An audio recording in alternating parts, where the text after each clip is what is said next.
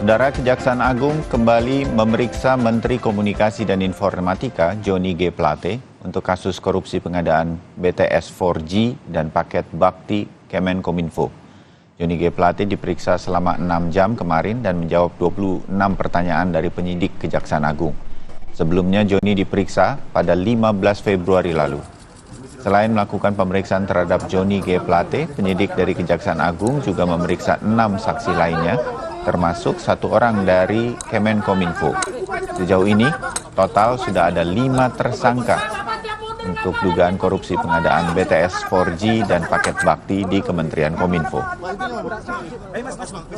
Keterangan yang diberikan adalah keterangan-keterangan yang saya tahu, ya, yang saya pahami, dan yang menurut saya benar sebagai saksi.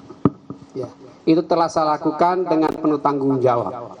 Selanjutnya, yang terkait dengan substansi materi dan prosesnya menjadi kewenangan dan domain Kejaksaan Agung Republik Indonesia. Menanggapi pemeriksaan Menkominfo Johnny G. Plate, Presiden Joko Widodo menyatakan menghormati proses pemeriksaan oleh Kejaksaan Agung. Menurut Jokowi, pemeriksaan hukum terhadap siapapun, termasuk Johnny G. Plate, harus dihormati.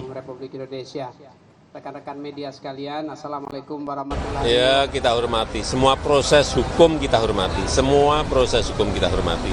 Terhadap siapapun. Ya.